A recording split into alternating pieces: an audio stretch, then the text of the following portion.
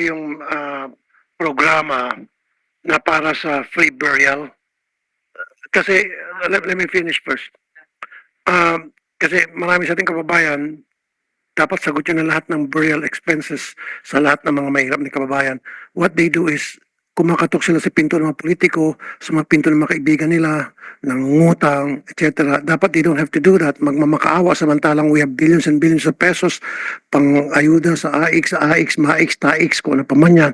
And yet, wala tayong set program para doon sa libreng burial expenses sa lahat ng mahirap nating kababayan. Sa ngayon kasi, kumakatok sila sa pinto ng mga politiko at yung mga politiko, they take advantage of it para bago mabigyan, bibigyan pa siguro ng pamphlets na vote for Poncio Pilato, so and so.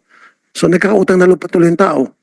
Employment na sa pagkaintindi ko, nagtrabaho ng isang araw sa ilang buwan, sa isang buwan. Kaya 1 day in 1 month, employed na ang turing doon. Tapos yung underemployment, ano naman yon, kaya nakakagulat eh.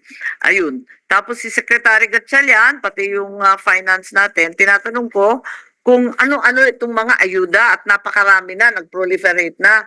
Meron bang guidelines yan? At napansin ko pala, walang akap itong taon na ito. Ilalagay na lang ba yan sa BICAM? Kung sa bagay, never naman ninyo rin-question sa DSWD. Umapir na lang yan. Madam Chair, but yun nga kasama sa discuss namin na it's a welcomed, anything na madagdag naman sa amin sa DSWD na makakatulong, welcome ho namin yun. Pero Yeah. wala kami nakita. Wala ngayon. 2025. Yes, ma'am. So inaasahan ninyo na idadagdag na naman sa BICAM? Hindi kami kasali doon eh, yung mga senador, hindi kami kasali, kaya hindi namin alam. Madam Chair, but going back kanina, yung tapusin ko lang ho. So we already have that study that's already commenced. This is with Professor Habito. Yes, their services have been procured. They will look at all itong lahat ng mga anti-poverty programs kasi naatasan ho kami ng Pangulo na tignan, streamline kung alin ang gumagana, alin ang hindi, at baka pwede emerge yung iba. So na-commission na ho yun, ma'am. And then pangalawa, meron pa kaming procure na isang study para pag-aralan naman yung 4Ps itself, the main anti-poverty flagship program ng gobyerno, para tignan yung epekto niya at yung mga components niya kung gumagana pa or hindi. Pero ang dami na nag-aaral niyan, pati World Bank, pinakamaayos yun. Nakakatuwa nga yung study ng World Bank eh. Sabi, it's only short-term and emergency amelioration from poverty. Pero, gusto nila magpautang. Ganun pa man, kahit hindi talaga matagumpay, okay magpautang muli. Nakakatuwa nga, bangkero yung dating eh. If I can add yung sa kanina yung diskusyon tungkol sa, marami rin ho kasi nagtanong sa amin after lumabas yung 21 pesos at yung 30 pesos. Kung yung mga programa ba ng DSWD, yung targeting ba namin, doon nakaangkla. Ma'am, I wanna assure the public and the chairman that and the committee na we use the data pero pinapares namin yan sa lente ng mga social workers ho natin. Tinitignan namin yung non-monetary na indicators katulad ng pinoint out nyo. Yan ang nga, di ba nalilito tayo dyan? Because there are several measuring sticks, right? We have you used to have the listahanan 3, pero wala nang listahanan. Pero yung listahanan ninyo, hindi naman magkapareho doon sa fees, hindi rin magkapareho sa PSA. Iba-iba eh, di ba nagtitimbang ng household, hindi family. Tapos yung poverty threshold, gumagalaw. Definition ng employment, gumagalaw din. Ma'am, ang maganda dun sa, well, hindi maganda ho. Ma'am, last year na ho ng listahan na as you very well know. So at least yung CBMS, papasok na, and that will give the PSA's task to manage that. Doon na kami lahat ng ahensya kukuha ng data starting next year. Or in fact, end of the year, bibigay na rin nila sa amin. Galing sa local government, alam natin hindi pare-pareho ang turing sa CBMS. Yung iba kinakareer. Yung iba, substantial compliance, okay na. Tapos taon-taon pareho yung submission. Paano natin sisiguraduhin na karirin talaga yung CBMS kung yan ang aasahan? Ma'am, I'll let Kasi nga yung PSA answer kasi kakayanin, iilan lang kayo. sa kanila naka-assign sa PSA yung CBMS na management. Yes po, Madam Chair. Ang commitment po namin ay makapagbigay ng datos sa NEDA by the end of the year po. Pero umaasa kayo sa local government, di ba? Hindi po, Meron nga nang sinabi ko, yung ibang local government, sadyang kinakareer yan. Yung ibang local government naman, ay basta kung ano na lang masubmit sa katapusan. Yun na yun. Madam Chair, meron din po kaming mga provincial statistical offices in all provinces of the country na gumagawa po, tumatrabaho po para sa CBMS po. Si Senator Tulfo. Madam Chair, may tanong ako sa DSWD particularly. Napakarami niyo pong programa para tumulong sa mahirap nating kababayan in form of payuda. Ano po, nandiyan, MAIC, AIX. Marami Pero mukhang wala ata kayong programa na para sa free burial. Kasi, let me finish first. Kasi marami sa ating kababayan, dapat sagot yun na lahat ng burial expenses sa lahat ng mga mahirap na kababayan. What they do is, kumakatok sila sa pinto ng mga politiko, sa mga pinto ng mga kaibigan nila, nangungutang, etc. Dapat they don't have to do that. Magmamakaawa samantalang we have billions and billions of pesos pang ayuda sa AIX, MAIX, TAIX, kung ano pa man yan. And yet, wala tayong set program para doon sa libreng burial expenses sa lahat ng mahirap nating kababayan. Sa ngayon kasi, kumakatok sila sa pinto ng mga politiko at yung ibang mga politiko, they take advantage of it. Para bago mabigyan, bibigyan pa siguro ng pamphlets na vote for Poncio Pilato, so and so. So nagkakautang na lupa tuloy yung tao. Madam Chair, Senator Tulfo, so part ng menu ng AIX yung burial assistance. May menu ho yun eh. May medical, may burial. Pero Madam Chair, Pero informahan ba itong mga kababayan natin? Kasi bakit hindi na lang pwedeng dumiretso itong mga kababayan natin, instead of going to the politicians, they can go straight to DSWD kung meron kayong mga satellite offices na doon na lang sila magpalista para mabigyan sila ng libreng ayuda para sa burial. At dapat hindi naman 3,000, 5,000. Sana naman lang talaga yung buong expenses na kailangan gagastusin para sa pagpapalibing from start to finish. Madam Chair, may una po nasa menu ho yan at marami hong lumalapit pero admittedly may limit ho siya. Ang maximum amount ho na naibibigay natin sa burial assistance ayon sa menu ay 10,000. Ano pong kabao ngayon? Ayun nga ho, ako ho naging mayor ako kaya alam ko na yung pinakamurang serbisyo nasa 30,000 na ho siya. 30,000. Okay. Ang problema lang Kung kunyari yung mahirap na kababayan natin namatayan, so ibabalot na sa banig. Madam Chair, dudulog ho kami na sana ma-expand pa ho yung AIX na budget. Kasi yung AIX na budget, doon rin ho namin kinukuha yung mga lumalapit for medical. So minsan 100,000 ho na assistance sa hospital ang hinihiling. And then kasama rin ho doon yung food assistance, balik probinsya, yung transpo allowance. Kaya nilagyan ng ho ng mga social worker namin ng limit dahil nahirapan ho sila pagkasyahin yung allocated budget na around 36 billion annually. 30 plus billion ho yan.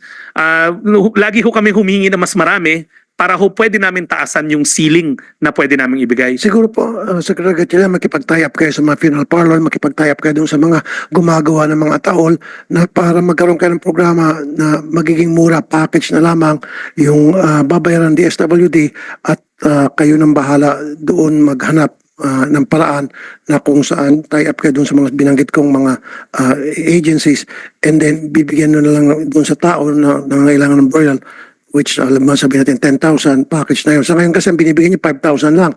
So kung 30 burial expense, meron pa silang 20 na habulin. At saan nila kukunin 20 kung mahirap lamang sila? Kung wala talaga silang pera.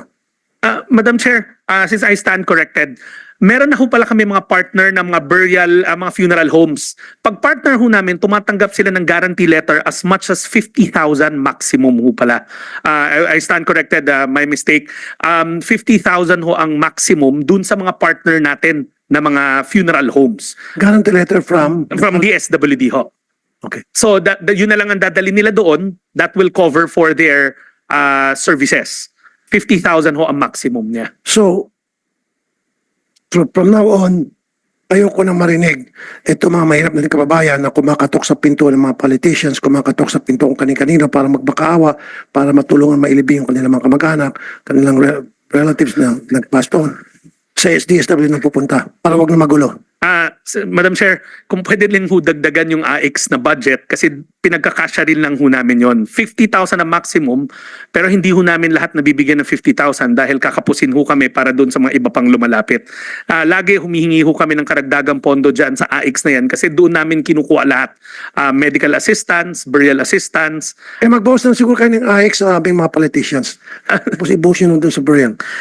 Sir, we will study how to expand further yung burial assistance. Okay ba? Mabawasan yung AX natin para bigyan natin. Zero na yung AX ko eh. Hindi, zero Kaya na. wala nang ipapawas. Ay, Kasi, alam mo, Madam Chair, wala nang AX eh. ang nakakaawa kasi, umiikot-ikot sila. Then naisip ko lang, another way to do it could be, hiwalayin na as free burial assistance. Standalone. I-line item na siya, imbes na nakahalo dun sa AX na labo-labo. Ihiwalay na natin free burial assistance as a line item. Sa lahat. Tapos may amount. Correct. Kahit kulang yon, at least klaro sa ating lahat na Naubos. para dun yon, hindi sa kung saan-saan. At meron akong bill na pinapasa dyan, Madam Chair. Yes. So maganda But- yung sasabihin mo sa but- line item. Madam Chair, Senator Tulfo, if I may also explain, ako kasi naging mayor ho ako. Mga City Hall kasi, may social welfare budget rin sila. Like kami ho sa Valenzuela no mayor ako, nagbibigay pa kami ng 9,000 on top of what they can. Kasi obligado rin silang may social welfare na budget.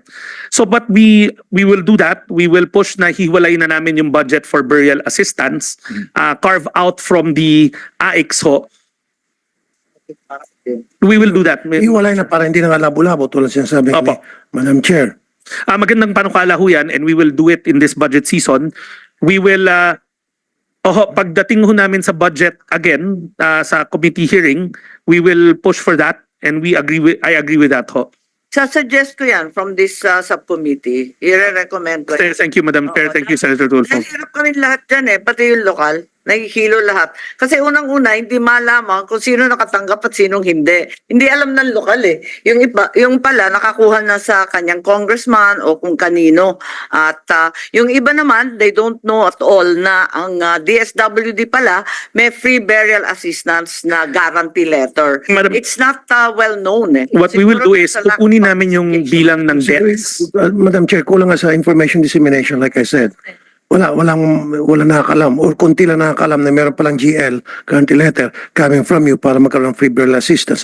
Ang nangyari, pupunta muna sila sa mga politiko, pupunta sila sa mayor, ang dami nila pinupuntahan, pwede naman pala one-stop shop sa inyo pa lang, okay na sana. Madam Chair, Senator Tulfo, what we'll do is hihiwalayin namin and we'll propose a budget for it.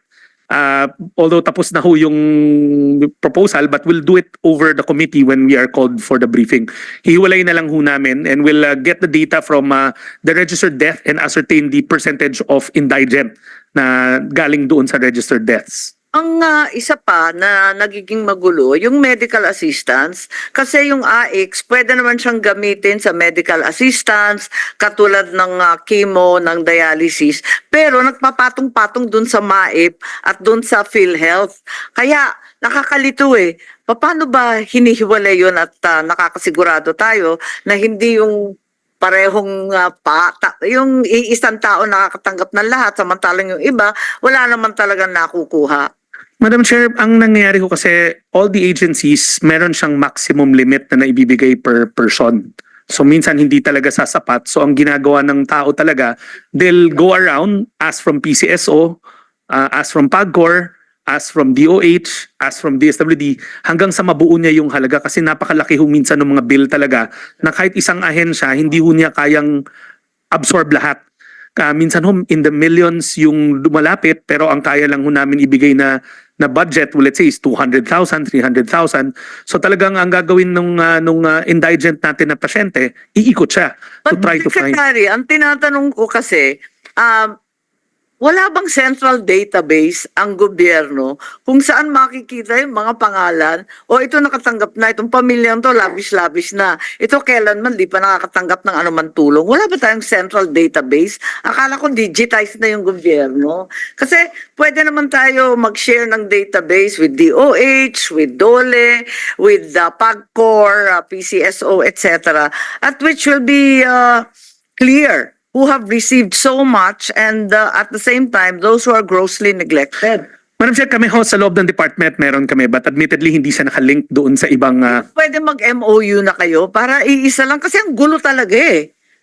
Yung nakakaalam, katulad ng sinabi ni Senator Tulfo, maswerte kung nakakaalam, di tutuhog lahat. Marami siyang kakilalang politiko, di hihingan lahat. Pero kung talagang walang ka-ide-ideya, walang kamuang-muang, walang koneksyon, kawawa naman eh. Wala ba tayo intention na lahat yan streamline at ilagay sa isang database? Maybe Madam Chair sa DICT. Dapat nga eh. Madam Chair, yung Yeah. Tie up kayo sa DICT. Have you done that, sir?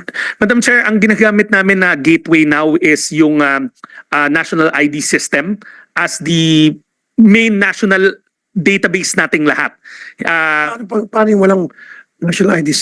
National ID? Nandito yung NEDA, how far along are we? Tapos na ba? Lahat ba may national ID na parang wala pa rin? Oh, wala pa rin eh. Yeah. So Yes, please. the national ID is being handled by the PSA, Madam Chair, but I understand they're already at 90+% of the target. 90+%. Yes, in terms of the registration, I think it's just the physical ID that has had some delays, but the registration and the giving out of the electronic IDs is on track, I believe. To my understanding, that was the purpose of the national ID. Para yun ang maging basahan ng unified database na gagamitin ng lahat ng department ng gobyerno. Pero hanggang ngayon, wala naman tayo nababalita ang ganun. In essence, Madam Chair, and NEDA people can correct me, yung CBMS ang ipapatong doon para ma-identify natin sino yung mahirap, sino yung hindi mahirap based on that national ID.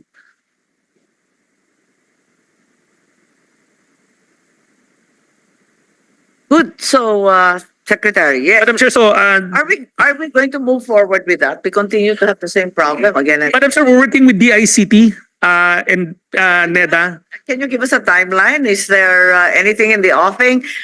Since NEDA has announced in the past as well as today that it's over 90% complete as far as registration is concerned, parang iniisip namin lahat na bukas makalawa, kompleto na yan. Madam, kami sa side ng DSWD, ililink na talaga namin doon. Nakalink na, in fact, nag-run. Sa inyo lang. Kayo Nakadikit lang. na rin. We already have a prototype na nakalink na kami sa NEDA, sa PSA, sorry, sa National ID using the E-Verify na portal. Hindi, ang mahalaga, yung iba pang department. Then they should, ma'am, the way I understand it, and I'm not DICT and PSA, but they can clarify.